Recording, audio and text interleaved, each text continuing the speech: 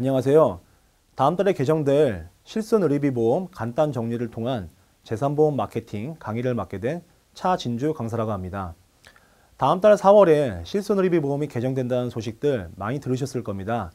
오늘은 지금까지 실손의료비보험에 대한 변천사를 통해서 다음 달 개정된 내용을 한번 짚어보고 이번 달 개정되는 내용을 이슈화해서 여러분들 보험 영업에 좀 더 활용할 수 있게끔 정보를 정리해드리고 한번 공유해보는 시간을 가져보도록 하겠습니다. 진행 순서는 이렇습니다.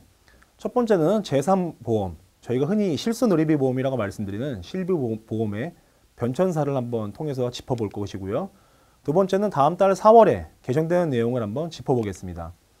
세 번째는 저희가 많이 판매하시다 보면은 일반 실손의료비와 노인 실손의료비 보험에 대한 차이점을 아직까지 잘 모르고 계시는 분들도 계신 것 같습니다.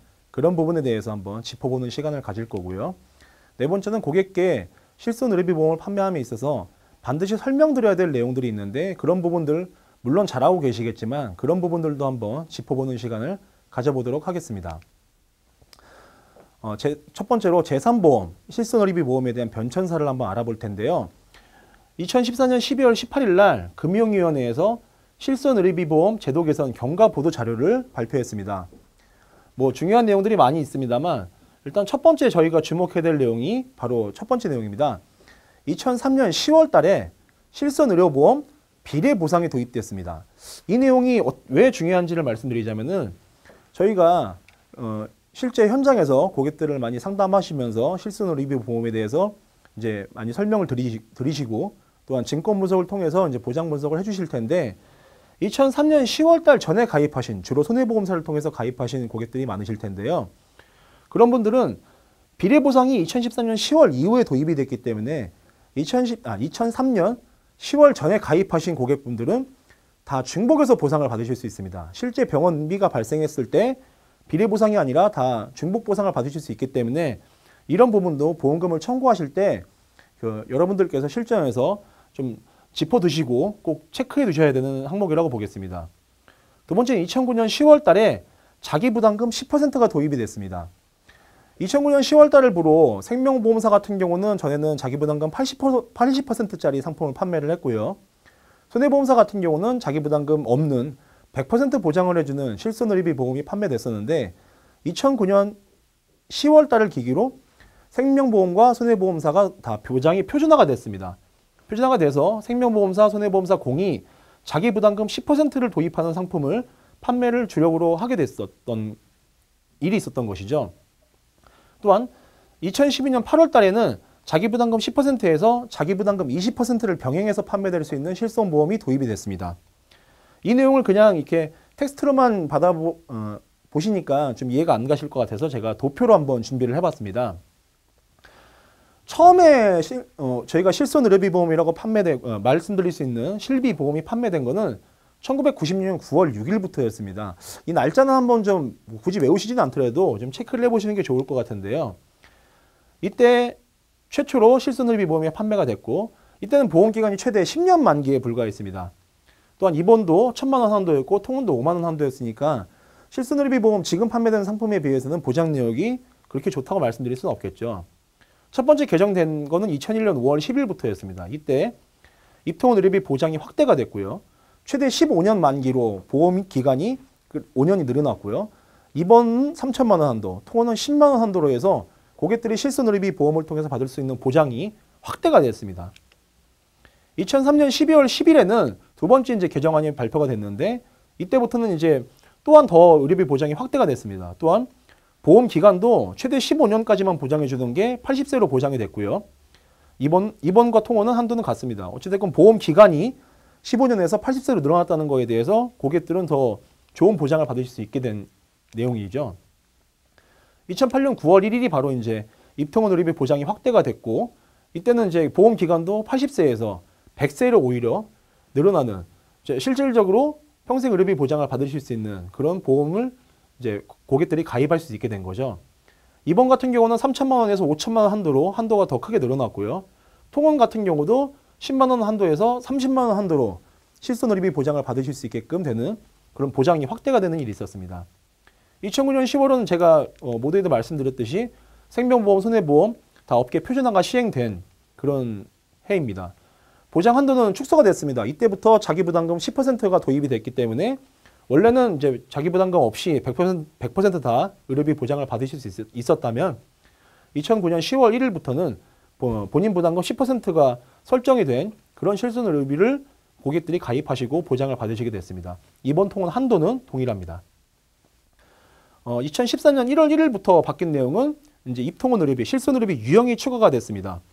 이때부터는 이제 전에는 이제 3년마다 3년 납, 3년 갱신 아니면 5년 납, 5년 갱신 이런 실손 의료비가 주력으로 판매되었었다면 2014년 1월 1일부터는 1년 갱신되는 1년 납, 1년 갱신되는 식으로 계속 갱신이 되고 15년마다 전체 내용을 다시 한번 갱신하는 식으로 실손 의료비 보험이 유형이 이때도 이제 표준화가 된 것이죠. 또한 2009년 10월 달에 이제 자기부담금 10% 도입된 이후에 이때는 자기부담금 20%를 표준형으로, 자기부담금 10%를 선택형으로 가입하실 수 있는 실손 의료비 보험 유형이 또 추가가 됐습니다.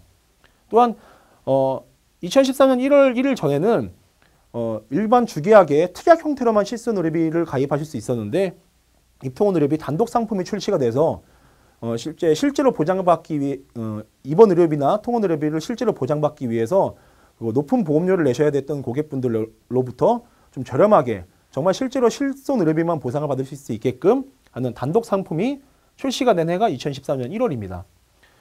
그러면 2015년 4월 1일부, 그러니까 당장 다음 달입니다. 다음 달부터 그러면 어떤 내용이 개정이 되는지 그 부분을 한번 짚어드리도록 하겠습니다. 중앙일보 2015년 올해 2월 12일 경제면 기사인데요. 실손 의료보험이 4월 달부터 자기부담금 20% 인상된다 라는 내용이 헤드라인으로 나온 기사입니다. 올 4월부터 판매되는 실손 의료보험 상품이 자기부담금이 지금의 10%에서 20%로 오른다. 금융위원회 김준홍 보험과장은 자기부담금 수준이 낮아서 과잉 진료를 유발하고 의료비 인상 요인으로 작용한다는 지적에 따라 이를 개선하기 위한 것이라는 보도 자료가 나왔는데요.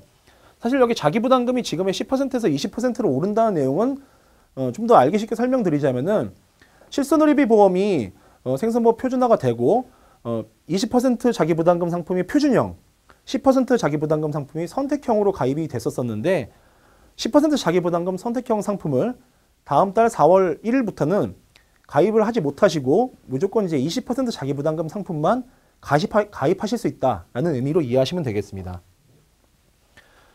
금융감독원에서 나온 내용인데요.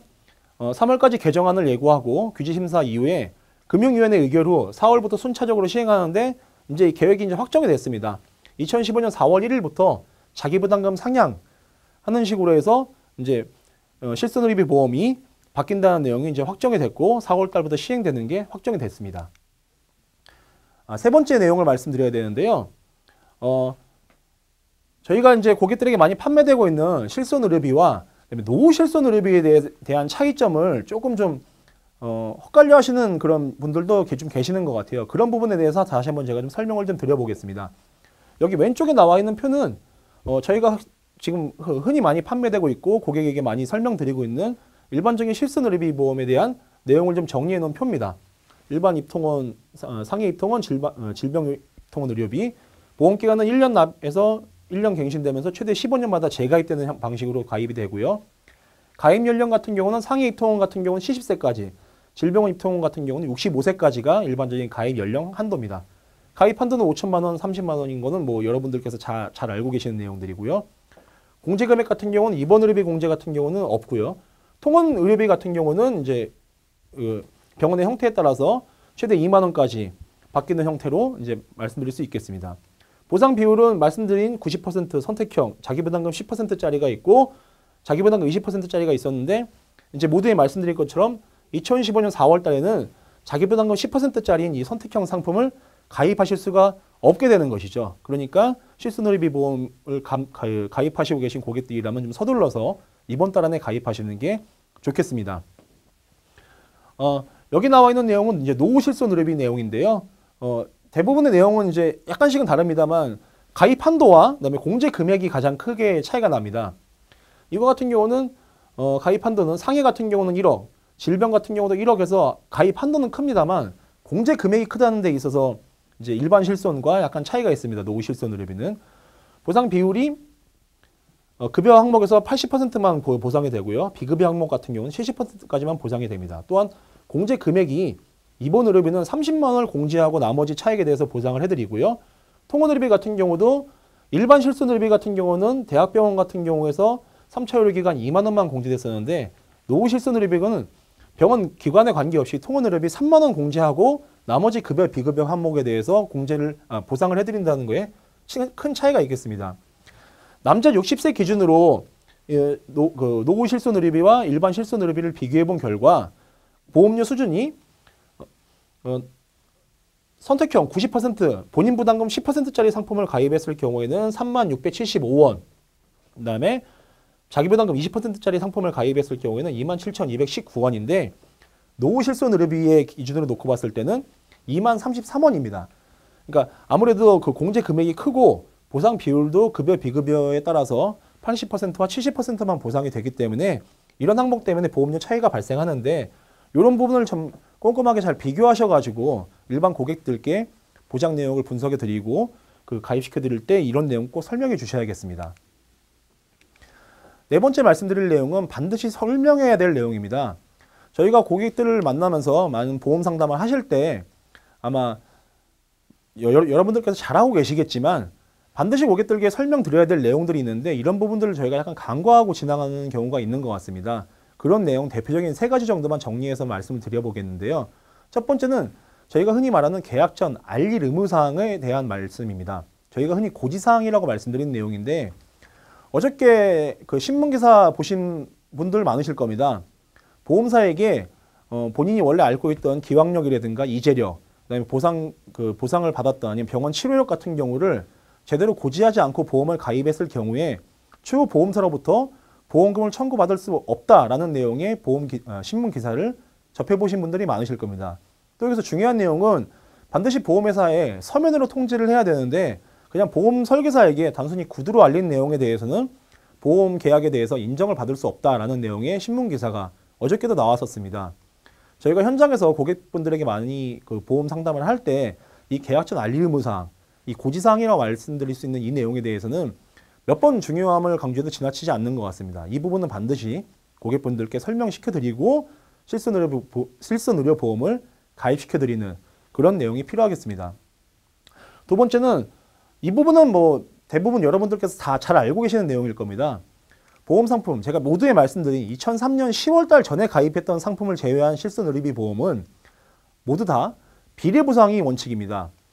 고객께서 설령 단체보험을 통해서 아니면 가입하고 계신 직장에 대한 그 보상을 통해서 실손의료비 보험을 가입하고 계시다 하더라도 본인이 민영의료보험을 통해서 실손의료비 보험을 가입하고 계시다면은 여러 회사를 가입하셨다 하더라도 결론적으로 실손의료비 보험은 비례보상이 원칙이다 라는 이 부분을 꼭 고객분들에게 설명을 시켜드려야 되겠습니다. 이런 부분이 설명이 제대로 되어 있지 않아서 나중에 분쟁 사례가 발생하는 경우가 왕왕 있는 것 같습니다.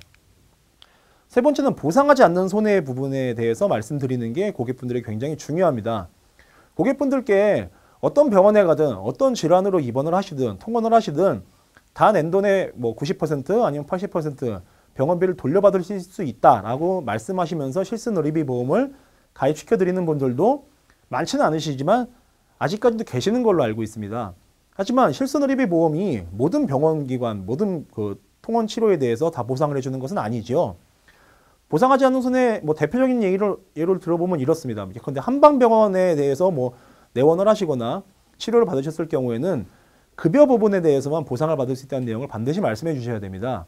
한방병원의 비급여 항목에 대해서는 보상하지 않는 항목인데 그런 부분까지도 다 보상이 가능하다라고 실손의료비 보험에 가입시켜 주신다면은 나중에 큰 분쟁 사례 같은 경우가 이어질 수 있겠습니다.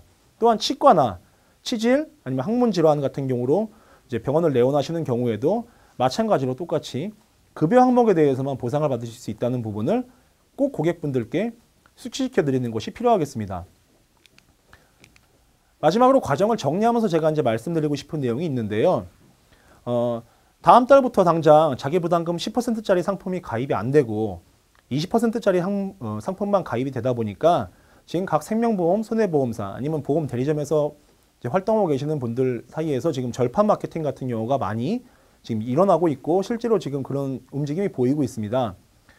자, 제 생각에는 지금 3월달 말까지 가면은 제가 보기엔 생명보험사든 손해보험사든 실손의료비보험을 취급하는 회사들 사이에서는 굉장히 그 계약 접수라든가 이런 부분들이 과부하가 걸릴 가능성이 있습니다.